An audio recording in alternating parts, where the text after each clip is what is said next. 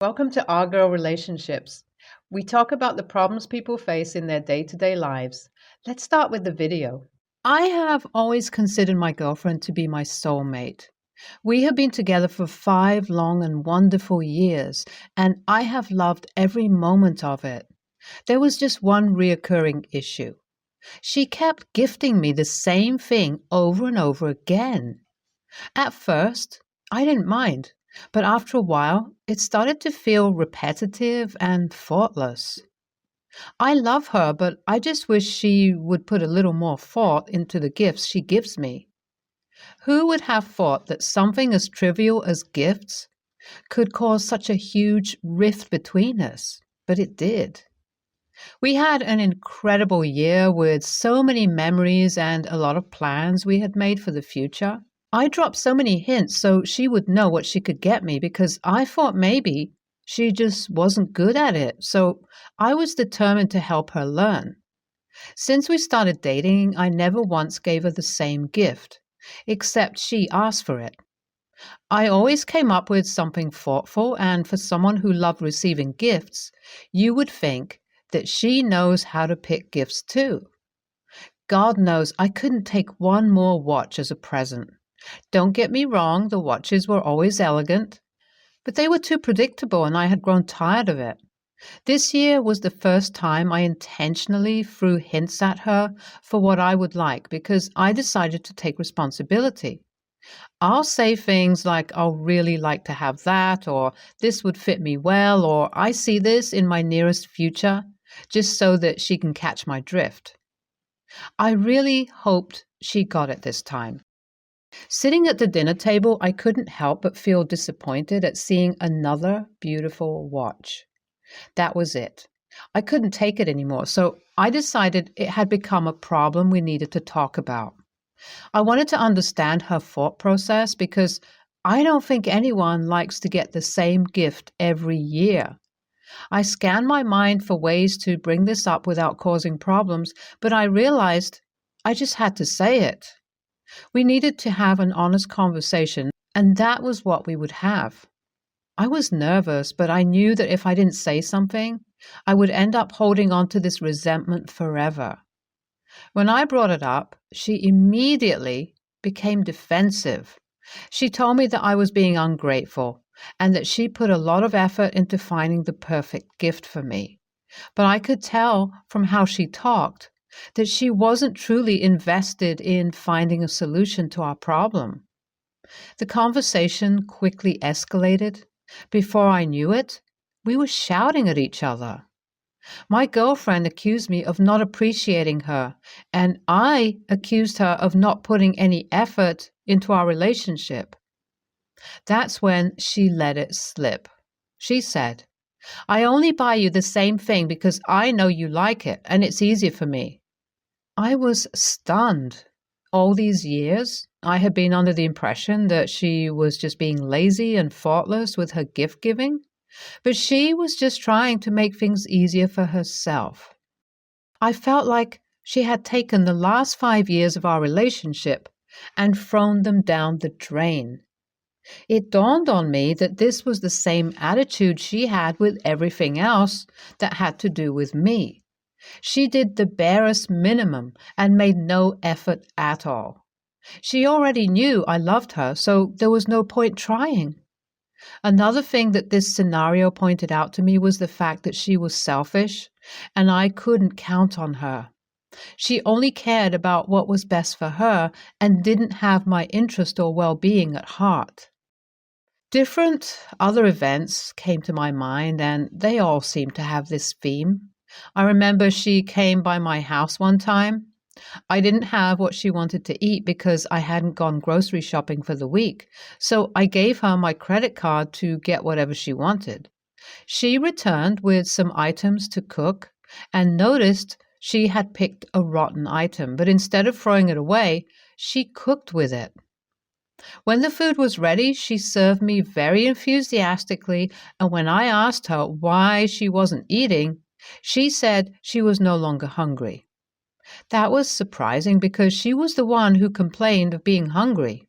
I probed, and she finally said it was because she cooked with the rotten item, And next thing, she wanted to go home. I knew it was because she didn't want to eat the food and was very hungry. So she wanted to go home to get something else. It dawned on me that just like this gift situation, she was never going to have my best interest at heart. I loved her deeply, and lately we have been speaking about getting married, but I don't think I can do it. Marriage is a lifelong commitment, and if I commit to someone, I need to be sure without any doubt that I can trust them and that they are committed to me in the same way, if not more. I didn't see this for us, no matter how much it hurt. This had to end. The next day, when things had settled down a bit, I asked that we go out and I broke things off with her. She pleaded with me and promised to do better, but I couldn't accept it. It wasn't just the surface issues we were having. It was a sign of a deeper problem, and if we were not even married yet, and I couldn't trust her, then there was no hope for our marriage. I told her I was sorry, but I took my life seriously, and with the turn of events, I didn't consider us a good fit anymore. It was a difficult and emotional decision, but I knew it was right for me. I needed someone who would love and respect me and make an effort to be considerate and thoughtful in our relationship. It had been 2 weeks since our breakup, and most of my family members thought I was overreacting. I don't know what she told them. Frankly, I didn't care. I don't blame them, though, because they were expecting me to tell them we were getting married. Instead of that, we had broken up. My mom asked me why I wanted to throw away a good 5-year relationship. They didn't see all the things I saw, and I was the one who would be married to her, not them, so I didn't let them sway me. It was my decision to make and not theirs. My mom was disappointed because she thought she was getting closer to having her grandkids. Even after I explained exactly what happened, she was still blinded by my ex's charm. It was as though she could do no wrong in her eyes. It is either that or she just wanted to manipulate me into getting married so she could have grandchildren. I decided that I wasn't going to let anyone pressure me into marriage. I know that the perfect woman for me is out there, and I will do all I can to find her. Marriage is too important to make a mistake in. I don't believe in divorce, so if I was going to marry, I had to make sure it was the right woman. I am a grow old with you kind of guy.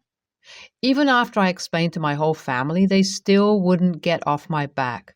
My family is lovely, but the disadvantage of having a large family and being close to your extended family is that everyone is in everyone's business. Gosh, they were so nosy, and according to them, wanted to make sure I made the right choice. It was getting too much for me because I didn't want to break up. I mean, I loved this girl and had invested 5 years into our relationship, meaning it was pretty serious. My family members were not helping matters and needed to get over her and move on. So I stopped entertaining any marriage conversations or anything that had to do with my ex until everyone got the memo. I was not a kid and didn't need their advice because I had made my choice and no one would make me change it. My ex has been going around spreading rumors that she was the one who broke up with me and I wasn't man enough. If she means I wasn't man enough to dump her sorry ass years ago, then yes. I ignored her because it was just her way of getting me to engage with her. My plan was to behave like she never existed, which I know would get on her nerves because she likes attention and doesn't like to be ignored. I planned to ignore her so much that she would even almost doubt her own existence. I thought we could go through this breakup like civilized adults, but that's not in her vocabulary. She was a drama queen. Now I'm wondering how I loved her and put up with her for so long. If we got married, I would have been in big trouble. My ex is very active on social media, so I didn't like how our private life was being put up for discussion and for people to make their own conclusions and comment. Some were very insensitive. The most annoying part was that she wasn't even telling the truth. When I first saw what she was saying about me, I took a screenshot of some of her texts. Those pleading with me to make things work, and some of my responses, and I saved them somewhere just in case something happens, so I have my evidence. I even saved some of her voice notes. She probably thought she could lie because she knew I wouldn't go on social media battle with her. But at this point, I was rethinking it. What pushed me to the wall was when she brought my family into her little game, and that I was scared of commitment and a coward. This was the height of disrespect. If she left it between her and me, I wouldn't care. But now it had gotten out of hand, so I released all my evidence, including her voice notes, and said my side of the story and made sure to paint her very bad.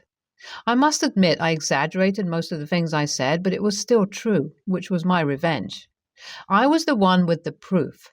She had no proof and went about running her mouth. My post did what I expected. It silenced her for good. She was trying to grow her following so she could start being paid as an influencer. So I'm not sure what impact this would have on her goals. All I cared about was to tell my truth. For all I know, it may even help her. Good or bad publicity is still publicity. YTA, I was on your side until you exaggerated what happened. You could have just said it as is because now you are no longer innocent.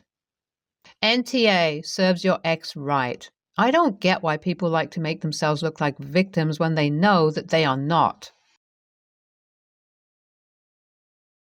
So I, 28, female, have an Instagram account that I used to post my artwork on.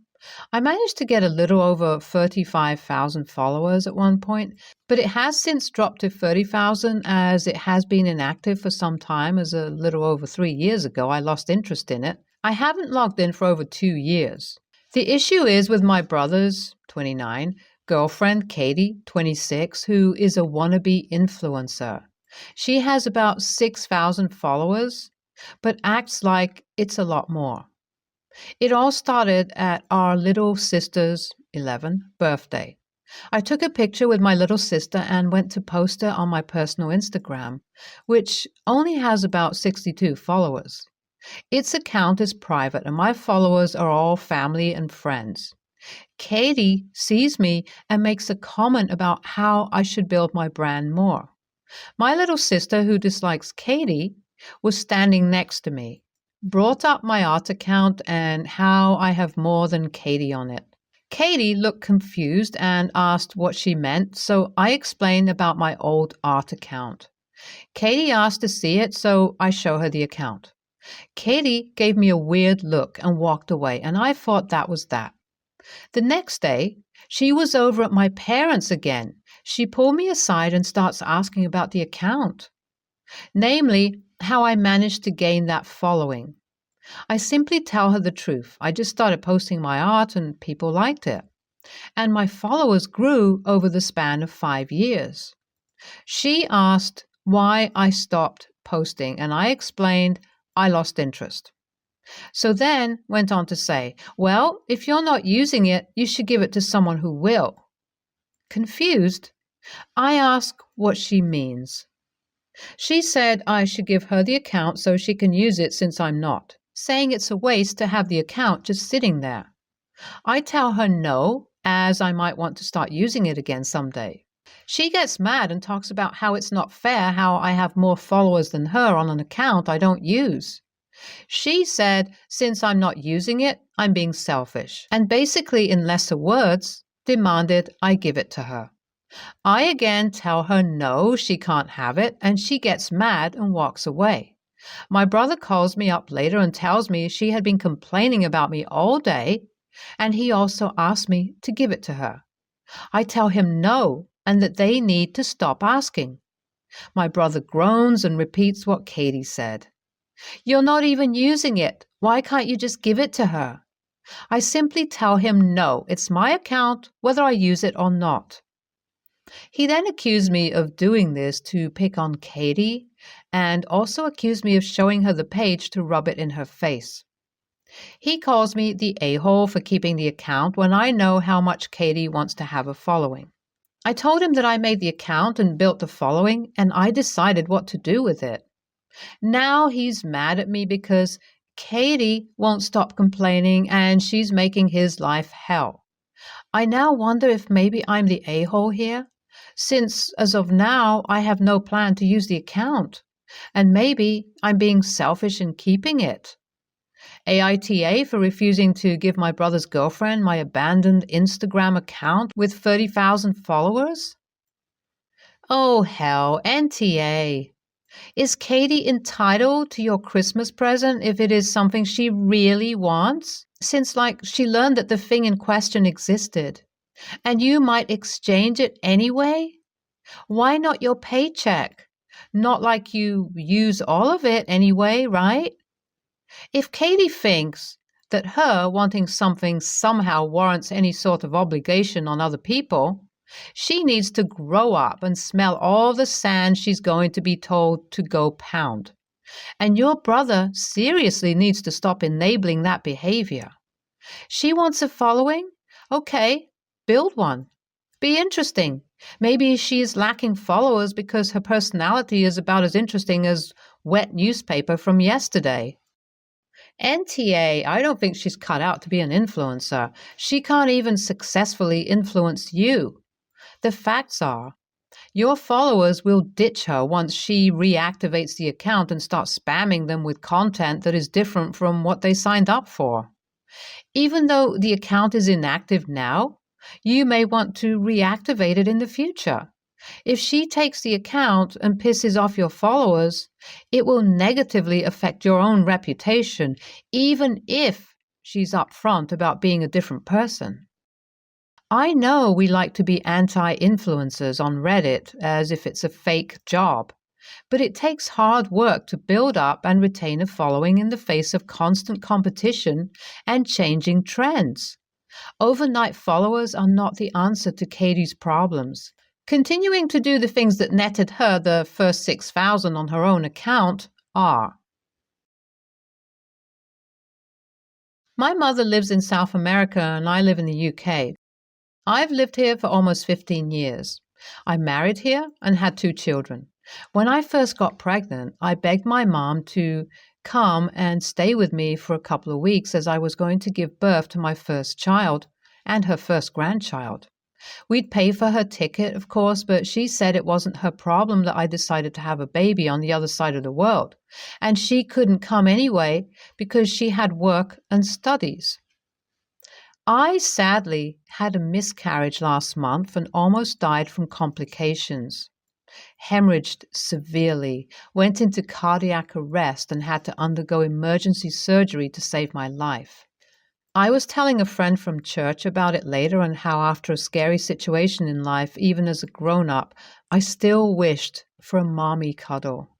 My friend called me a couple of days later and very kindly said she and her husband would like to pay for a ticket for my mom to come so we could spend the holidays together.